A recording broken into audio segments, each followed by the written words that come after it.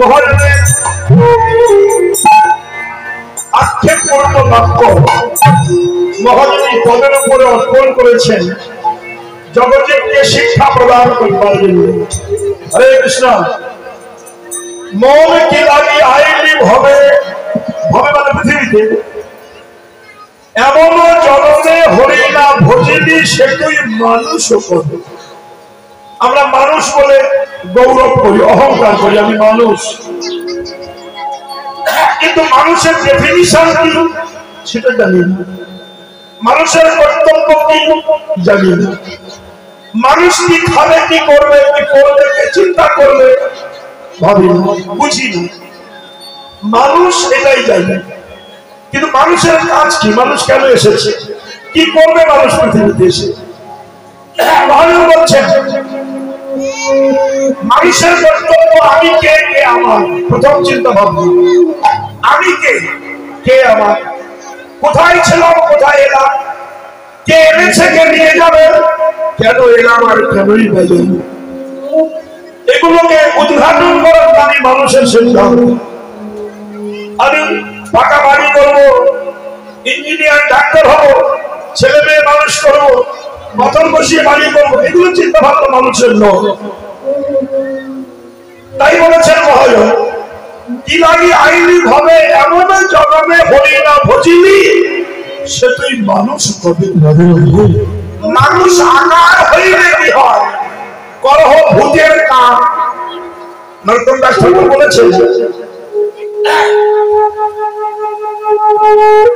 সে সম্বন্ধ নাহি গো যার বৃথাই জন্ম গেল তার, সে পশু বড়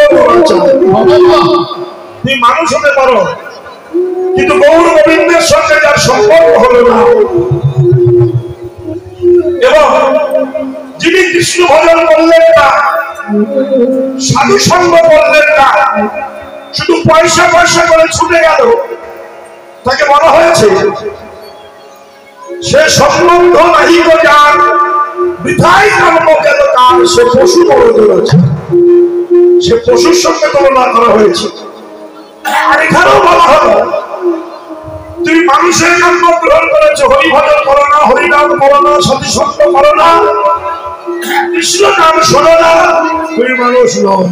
তবে মানুষ আকার হইলে কি হয়, কলহ ভূতের কাম, নহিলে বদনে কেন না বলা হোক শ্রীকৃষ্ণ। একটা কথা বলি, অমাবস্যা রাত্রে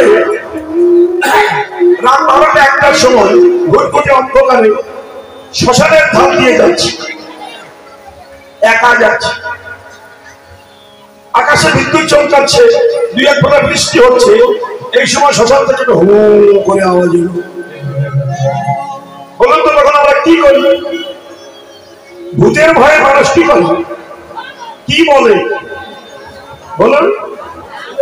রাম রাম রাম রাম রাম রাম রাম বলে না, কি বলছে না, মানুষ আকার হইলে কি হয়, কলহ ভূতের কাম, নহিলে বদনে কেন না বলা হোক শ্রীকৃষ্ণ গোবিন্দ। রাম নাম শুনলে ভূত পালিয়ে যায়, ভূতেরা রাম নাম শোনে না। তেমনি হিন্দুদের মধ্যে কিছু পচা হিন্দু আছে, এরা রাম নাম শুনতে চায়, রাম নাম শুনলে সবাই গায়ে আগুন ধরে যায়। এরকম কিছু পচা হিন্দু আমাদের হিন্দুদের মধ্যে আছে। কিন্তু দুঃখ কি, দেখুন ঘরের ভাত পরে খেয়ে গেল, আমাদের ভাগ্যে হলো না। এবার মর্মান্তিক বেদনা। America, Thailand, Japan, Indonesia, Pakistan, Bangladesh, বিভিন্ন দেশ থেকে বিভিন্ন ধর্মের মানুষ স্বধর্ম ত্যাগ করে হিন্দু ধর্মে দীক্ষিত হয়ে কৃষ্ণ মন্ত্র নিয়ে